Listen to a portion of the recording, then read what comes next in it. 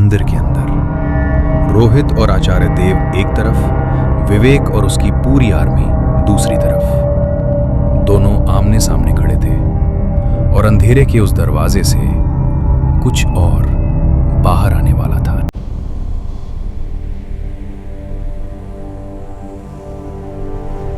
रात। Tiger reserve अब जंगल नहीं रहा था, वो एक जिंदा अंधेरा बन चुका था। हवा में अब सिर्फ सन्नाटा नहीं बल्कि कई आवाजें गूंज रही थीं। विवेक खड़ा था।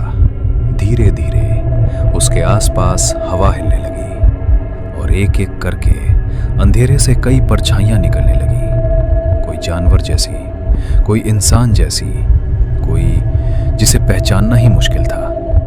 विवेक ने धीरे से मुस्कुराकर कहा, अब मैं अकेला नहीं हूं। दूसरी तरफ रोहित एक पत्थर पर बैठा था।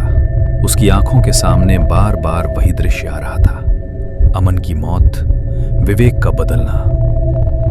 तभी गांव के एक बूढ़े ने उसका कंधा पकड़ा और धीमे से बोला, अगर सच में इसे खत्म करना है तो आचार्य देव को ढूंढ।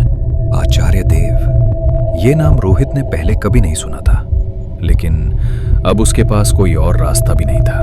कई दिन रोहित जंगलों में भटकता रहा। पुराने मंदिर, टूटे आश्रम, सूनी गुफाएं, और फिर एक रात उसे एक गुफा दिखाई दी जिसकी दीवारों पर वही चिन्ह बने थे जो काले लॉकेट पर थे। रोहित धीरे धीरे अंदर गया और अंदर एक आदमी ध्यान में बैठा था।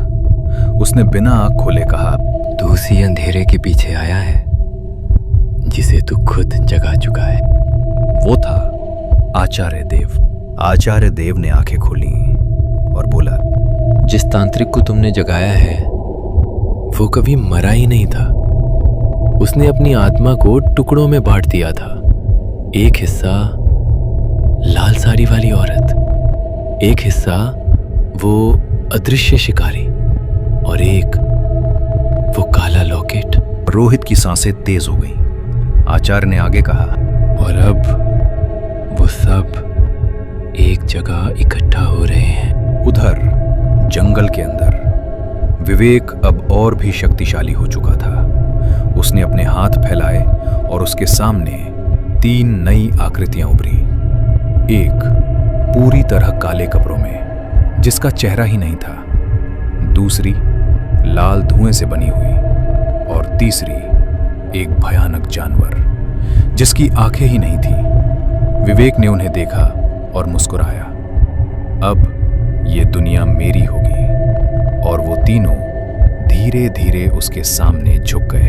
अगली रात रोहित और आचार्य देव उस पुराने मंदिर के सामने खड़े थे, लेकिन वो मंदिर अब वैसा नहीं था। उसकी दीवारें हिल रही थीं।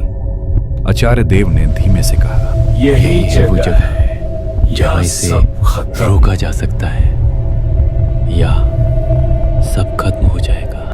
अचानक मंदिर के अंदर से हवा का तेज झोंका और अंधेरे में विवेक दिखाई दिया। लेकिन अब वो अकेला नहीं था। उसके पीछे उसकी पूरी आर्मी खड़ी थी। शैडो क्रीचर्स, नई एंटिटीज और वो अदृश्य शिकारी। विवेक ने धीरे से मुस्कुराकर कहा, रोहित ने उसकी आंखों में देखा, इस बार खत्म करने आया हूं। और उसी पर मंदिर के अंदर रोशनी और अंधेरा टकरा गए। हवा तेज हो गई, जमीन कांपने लगी। युद्ध शुरू हो चुका था। लेकिन तभी मंदिर के बीच में एक काला दरवाजा खुला और उसके अंदर से एक भयानक आवाज आई। विवेक की मुस्कान और गहरी और उसने कहा, मंदिर के अंदर रोहित और आचार्य देव एक तरफ, विवेक और उसकी पूरी आर्मी दूसरी तरफ। दोनों आमने सामने खड़े थे। अब असली युद्ध और अंधेरे के उस दरवाजे से